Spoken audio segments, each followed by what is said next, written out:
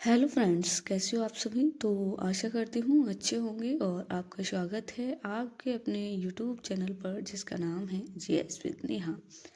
तो आज की हमारी क्लास रहने वाली है लक्ष्य सीरीज़ में क्लास नंबर 34। इससे पहले मैं 33 क्लासेस करा चुकी हूँ। यदि आपने वो क्लासेस नहीं देखी हैं तो उनको देख लीजिएगा, क्योंकि ये जो सीरीज़ है इस सीरीज़ में मैंने जीके एंड जीएस को स्टार्टिंग से शुरू कराया है। यदि आप सभी क्लासेस को क्रम से देखेंगे तो आपको कोई भी डाउट नहीं रहने वाला है, साथ ही समझ अच्छा आएगा। और ये 2026 और 27 में होने वाले सभी एग्जाम्स के लिए मोस्ट इम्पोर्टेंट रहने वाली है। ओके, साथ ही यदि आप चैनल पर नए आए हैं तो चैनल को सब्सक्राइब एंड वीडियो को लाइक हो सके तो शेयर भी कर दीजिएगा। तो आइए स्टार्ट करते हैं आज की क्लास।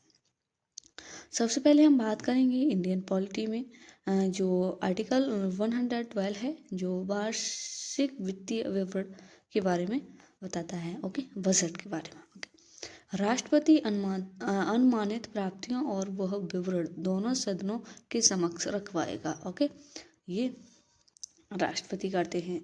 संविधान में बजट शब्द का उल्लेख नहीं मिलता है। ओके, आर्टिकल 113 जिसमें अनुमानों के संबंध में संसद की में प्रक्रिया दी गई है। संसद की अनुमति के बिना भारत की संचित निधि से कोई व्यय नहीं किया जाएगा। व्यय के अनुसार दो भागों में विभाजित किया गया है। ओके, पहला है भारत की संचित निधि का पर प्रसारित और दूसरा है भारत की संचित निधि से निर्मित। ध्यान रखिएगा। ओके, जो संचित निधि जो भारत का व्यय है उसको दो भागों में बांटा गया है। पहला कौन सा, भारत की संचित निधि पर प्रसारित, दूसरा भारत की संचित निधि से निर्मित। अनुदानों की मांगों पर मतदान का अधिकार केवल लोकसभा को है, राज्यसभा केवल इस पर चर्चा कर सकती है।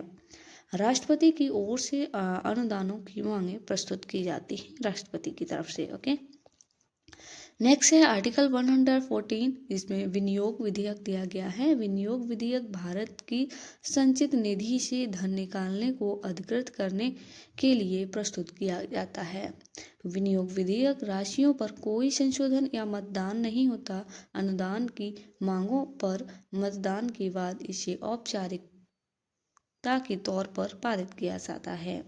अनुदानों की मांगों पर मतदान के दौरान कटौती प्रस्ताव पेश किए जाते हैं। नीतिगत कटौती, जिसमें सरकार की नीति की आलोचना करने के लिए राशि को घटाकर 1 रुपये कर दिया जाता है। ध्यान रखिएगा। मितव्ययता कटौती, जिसमें बचत दर्शाने के लिए एक निर्दिष्ट राशि कम किए जाते हैं। नेक्स्ट है सांकेतिक कटौती, इसमें एक विशिष्ट शिकायत दर्ज करने के लिए 100 रुपये कम दिए जाते हैं। ध्यान रखिएगा। ओके, कम किए जाते हैं।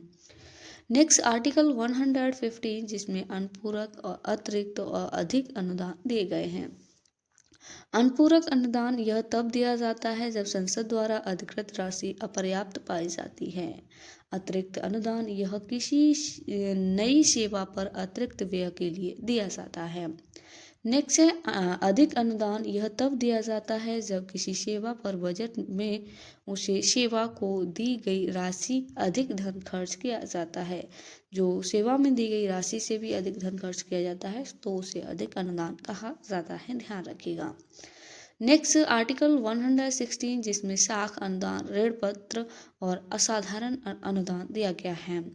क्रेडिट पर वोट, तत्काल वित्तीय जरूरत को पूरा करने के लिए भारत के संसाधनों से कार्यपालिका को दिया गया वित्तीय अनुदान है। बजट में विवरण आमतौर पर शासन नहीं किया जा सकता है। यह लोकसभा द्वारा कार्यपालिका को दिए गए खाली चेक की तरह काम करता है, जो क्रेडिट पर वोट है। ओके, नेक्स्ट है असाधारण जो अनुदान है, इसमें संसद द्वारा किए गए विशेष प्रावधान नियमित बजटीय आवंटन के अंतर्गत शामिल न किए गए विशिष्ट खर्चों को पूरा करने के लिए उपयोग किया जाता है, जो असाधारण अनुदान होता है। ओके, नेक्स्ट है बजट के अधिनियम के चरण। ओके, यहाँ पर 6 दिए गए हैं, उनके नाम देखते हैं। प्रस्तुति, नंबर 2 है चर्चा, नंबर 3 है विभागीय समितियों द्वारा जांच, नंबर 4 है अनुदान मांगों पर मतदान, नंबर 5 है यहाँ विनियोग विधेयक पारित कारण, और नंबर 6 है वित्त विधेयक पारित करना। ओके, ये 6 चरण दिए गए हैं, इनको ध्यान रखिएगा। अगली क्लास में हम इनकी डिटेल से चर्चा करेंगे। ओके, नेक्स्ट हम बात करने वाले हैं एंशियंट हिस्ट्री में चालुक्य वंश। चालुक्य वंश के शासक वनवासी के कदम वंश के सामंत थे। ध्यान रखिएगा, यह वंश 3 प्रमुख शाखाओं में विभाजित था। बादामी चालुक्य जो प्रारंभिक चालुक्य थे, राजधानी क्या थी? वातापी। यहाँ पर टाइपिंग मिस्टेक है। ओके, कहीं कहीं आपको टाइपिंग मिस्टेक मिलेगा तो उसके लिए सॉरी। पूर्वी चालुक्य जिनकी राजधानी वेंगी थी। पश्चिमी चालुक्य उत्तराकालीन चालुक्य जिनकी राजधानी कल्याणी थी। ध्यान रखिएगा, इन 3 भागों में से विभाजित कर दिया गया था। बादामी चालुक्य जय सिम्हा ये इस वंश के संस्थापक थे। ओके, बादामी चालुक्य राजधानी क्या थी? वातापी। पुलकेशिन प्रथम ये बहुत ही महत्वपूर्ण शासक हैं जो 543 से 566 ईस्वी तक शासन किया इन्होंने। इन्हें बादामी चालुक्य वंश का वास्तविक संस्थापक माना जाता है। पुलकेशिन प्रथम के 2 पुत्र थे, कीर्तिवर्मन प्रथम और मंगलेश्वर। ओके, मंगलेश, ये ध्यान रखिएगा, कीर्तिवर्मन प्रथम और मंगलेश। मंगलेश की हत्या कीर्तिवर्मन प्रथम के पुत्र पुलकेशिन द्वितीय ने की, जो बाद में सिंहासन पर बैठा। ओके, नेक्स्ट है जो पुलकेशिन द्वितीय, ये फिर आता है पुलकेशिन द्वितीय पुलकेशिन प्रथम के बाद, जो 610 ईस्वी से 642 ईस्वी तक शासन करता है। ओके, करता है। ये अपने वंश के महानतम शासक माने जाते हैं जो पुलकेशिन द्वितीय हैं। हर्षवर्धन को पराजित करने के बाद पुलकेशिन द्वितीय ने दक्षिण पंथीश्वर, जो दक्षिण में इन्हें दक्षिण का स्वामी कहा गया, या दक्षिण के स्वामी की उपाधि धारण की। ठीक है, पुलकेशिन द्वितीय ने। इनकी अन्य उपाधि परमेश्वर। इन्होंने पल्लव शासक महेंद्र वर्मन प्रथम को पोलेलोर के जिसने पुलकेशिन द्वितीय को पराजित किया। पराजित करने के बाद वार्तापिकोंडा यानी कि बादापी का विजेता की उपाधि धारण की। ध्यान रखें। नेक्स्ट है उसके बाद विक्रमादित्य प्रथम। यह पुलकेशिन द्वितीय के तीसरे पुत्र थे और उनके प्रपौत्र कीर्तिवर्मन द्वितीय चालुक्य वंश के जो अंतिम शासक थे उनको दंती दुर्ग ने पराजित किया था। ध्यान रखिएगा, जिसने बाद में राष्ट्रकूट वंश की स्थापना की थी। नेक्स्ट है चालुक्य वास्तुकला। जो चालुक्य थे उन्होंने ऐहोल और पट्टदकल में मंदिरों का निर्माण किया था। इन्होंने एक नई मंदिर वास्तुकला शैली विकसित की जिसे विसर शैली कहा जाता है। ये चालुक्यों के द्वारा ही विकसित की गई थी। कौन सी शैली? तो विसर शैली। ध्यान रखिएगा। ओके, ये एग्जाम में पूछा गया है। नेक्स्ट विरूपाक्ष जो मंदिर है उसके निर्माता कौन थे? उन्होंने बनवाया किसने था? तो रानी लोक महादेवी, जिसका विवाह चालुक्य राजा विक्रमादित्य द्वितीय से हुआ था। समर्पित भगवान शिव को ये समर्पित मंदिर है और निर्माण शैली कौन सी है? तो द्रविड़। ध्यान रखेगा। नेक्स्ट पट्टादकल मंदिर। जो पट्टादकल मंदिर है यह 10 मंदिर हैं जो 4 नागर शैली। यहाँ पर कितने मंदिर हैं इसमें? तो 10 मंदिर हैं जो 4 नागर शैली में हैं, 6 द्रविड़ शैली में। 1987 में यूनेस्को विश्व धरोहर स्थल में घोषित किया गया।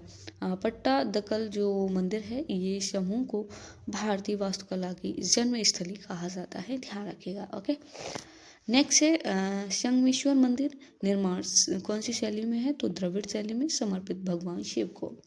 गोलकनाथ मंदिर, इसका निर्माण कौन सी शैली में है?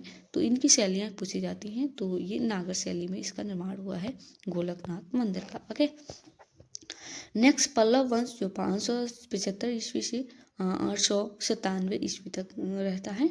संस्थापक कौन थे? तो सिम्हा विष्णु। राजधानी कांचीपुरम। पल्लव सातवाहन वंश के सामंत थे। महानतम शासक कौन था पल्लव वंश का? तो महेंद्र वर्मन ये प्रथम था। पुत्र नरसिंह वर्मन प्रथम शासन काल जो था ये 360 से 368 ईस्वी तक किया। उपाधि महामल्ल की। नरसिंह वर्मन प्रथम ने महाबलीपुरम बंदरगाह नगर की स्थापना की। इन्होंने द्रविड़ वास्तु कला शैली के मंदिरों का विकास कराया था। ओके, ध्यान रखिएगा।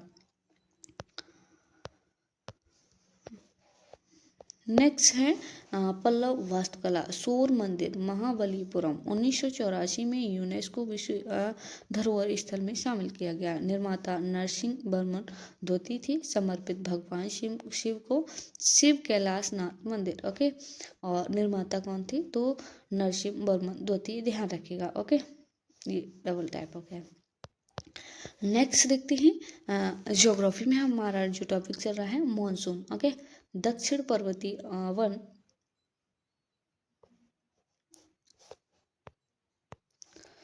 ये मॉनसून नहीं है, यहाँ पर हमारा टॉपिक चल रहा है वनस्पति। ओके, दक्षिण पर्वतीय वन जो है यह वन प्रायद्वीपीय भारत के 3 विशिष्ट क्षेत्रों में पाए जाते हैं। पश्चिमी घाट, विंध्याचल और नीलगिरी। ध्यान रखिएगा, ये जो प्रकृति वाला टॉपिक है ये हम वनस्पति से संबंधित पिछली क्लास में हम कर चुके हैं। इससे संबंधित कुछ चीज़ें तो आपसे रिक्वेस्ट है कि जो पिछली क्लासेस हैं उनको भी देखिएगा। ये उष्णकटिबंधीय के करीब हैं। समुद्र तल के समुद्र तल से केवल 1500 मीटर ऊपर कांटेदार वन है। वनस्पति में शामिल कौन कौन से हैं? तो समशीतोष्ण ऊंचे क्षेत्रों में, उपोष्ण कटिबंधीय पश्चिमी घाट केरल, तमिलनाडु, कर्नाटक के निचले क्षेत्रों में। समशीतोष्ण जो घास के मैदान हैं इन्हें नीलगिरी, पश्चिमी घाट, अन्नामलाई और पलानी पहाड़ियों में शोला कहा जाता है। ध्यान रखिएगा। ओके, समशीतोष्ण घास के मैदान को। नेक्स्ट मैंग्रोव वन, ये मोस्ट इम्पोर्टेंट है एग्जाम के हिसाब से। इन्हें दलदली व अनूप वन के नाम से जाना जाता है। यह ज़्यादातर तटीय क्षेत्रों में देखे जाते हैं जो ज्वार भाटे से अत्यधिक प्रभावित होते हैं। गंगा, महानदी, कृष्णा, गोदावरी, कावेरी के डेल्टा क्षेत्रों में ऐसी वनस्पतियां पाई जाती हैं। यह सुंदरवन डेल्टा में अधिक पाए जाते हैं। सुंदरवन क्षेत्र पश्चिम बंगाल में सुंदरी पेड़ पाए जाते हैं।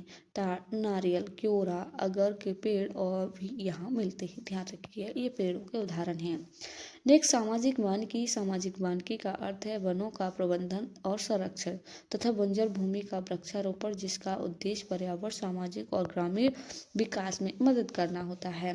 नेक्स्ट चिपको आंदोलन, ये मोस्ट इम्पोर्टेंट है। ये वन संरक्षण के लिए भारत में चलाया गया आंदोलन था। 1973 में उत्तराखंड के चमोली जिले में शुरू हुआ था। किसने शुरू किया? तो सुंदरलाल बहुगुण के नेतृत्व में स्थानीय ग्रामीणों के साथ मिलकर चलाया गया, जिससे सरकारी समर्थन प्राप्त व्यावसायिक लकड़ी काटने वालों के द्वारा पेड़ों को काटे जाने से बचाया जा सके। भारतीय वन अनुसंधान संस्थान देहरादून उत्तराखंड में स्थित है। वन दिवस 21 मार्च को मनाया जाता है। ध्यान रखिएगा। ओके, ये मोस्ट इम्पोर्टेंट है दोनों फैक्ट। घास के मैदान के प्रकार, ये 2 प्रकार के होते हैं, उष्ण कटिबंधीय घास के मैदान और समशीतोष्ण घास के मैदान। इससे आगे हम अगली क्लास में करेंगे। ओके, नेक्स्ट हमारा सब्जेक्ट है बायोलॉजी, जिसमें जीव विज्ञान संधि। ओके, जोड़, जिसे इंग्लिश में जॉइंट कहा जाता है। हमारे शरीर में कुल 360 जोड़ होते हैं। जोड़ों के अध्ययन को ऑर्थोलॉजी कहा जाता है। जोड़ों के प्रकार, ओके, टाइप्स ऑफ जॉइंट, चल संधि और अचल संधि, ये 2 प्रकार होते हैं। चल संधि उदाहरण के लिए खुंदक खलिका संधि, कब्जा की संधि होती है, सैंडल ज्वाइंट और घुमावदार संधियां। इनको आगे की क्लासेस में हम अच्छे से जानेंगे। अचल संधि का उदाहरण क्या है? कपाल। ओके, नेक्स्ट हम बात करने वाले हैं स्थिति। जो खुंदक खलिका जो संधि है ये मेखलाओं में पाई जाती हैं। कब्जा संधि ये कोहनी घुटने में पाई जाती हैं ये संधियाँ। ओके, सैंडल संधि हाथ के अंगूठे में पाई जाती है। पिवोटल जो संधि होती है एटलस, ये कशेरुकी में पाई जाती है। घुमावदार संधि जैसे कलाई, टखना, इन आदि में पाई जाती हैं ये घुमावदार संधि। ओके, शरीर की सबसे चमकीली हड्डी टिबिया है और सबसे पतली हड्डी कौन सी है? फेब्युला। ध्यान रखिएगा। ओके, नेक्स्ट हम बात करने वाले हैं स्टैटिक जीके में विश्व के प्रमुख देश, राजधानी एवं मुद्राएं। ये असम को तीसरी क्लास है, जिसमें पिछली 2 क्लासेस में भी हम जो विश्व के प्रमुख देश, राजधानी, मुद्राएं हैं वो कर चुके हैं। स्टैटिक जीके से मोस्ट इम्पोर्टेंट टॉपिक है और इससे एक ना एक क्वेश्चन पूछा जाता है एग्जाम में। ओके, तो यहाँ देश दिए गए, ये राजधानी, ये मुद्राएं। कतर की राजधानी दोहा है, मुद्रा क्या है? रियाल। ओमान की राजधानी मस्कट और मुद्रा क्या है? रियाल। जॉर्डन की राजधानी अम्मान, मुद्रा दिनार, जापान की राजधानी टोक्यो, मुद्रा दिनार, रूस की राजधानी मॉस्को है और मुद्रा क्या है, रूबल, सीरिया की राजधानी दमिकस है, मुद्रा पाउंड है, नॉर्वे की राजधानी ओस्लो, मुद्रा क्रोन, डेनमार्क की राजधानी कोपेनहेगन, मुद्रा क्रोन, फ्रांस की राजधानी पेरिस, मुद्रा क्या है, यूरो। ओके, कुछ और कंट्रीज रह गई हैं तो हम इसके बाद जो क्लास कराएंगे उसमें कंप्लीट करा देंगे ये वाला टॉपिक, जो विश्व के प्रमुख देश और राजधानियाँ हैं। ओके, तो आपसे रिक्वेस्ट है कि इस क्लास को 2 से 3 बार देख लीजिएगा। यदि क्लास नहीं देखना चाहते तो मैं इस क्लास की PDF अपने टेलीग्राम चैनल पर डाल दूंगी और उस चैनल की लिंक इस क्लास के नीचे कमेंट बॉक्स में पिन कर दूंगी, जहाँ से आप चैनल को ज्वाइन कर सकते हैं और अपनी सभी क्लासेस की PDF से अपना रिविजन कर सकते हैं। ओके, तो और यदि हमसे कोई टाइपिंग मिस्टेक और कोई भूल होती है तो आप हमको कमेंट बॉक्स में बता सकते हैं। तो आज के लिए इतना ही, मिलते हैं नेक्स्ट क्लास के साथ। तब तक के लिए आप अपना ख्याल रखिएगा, अच्छे से तैयारी करते रहिएगा।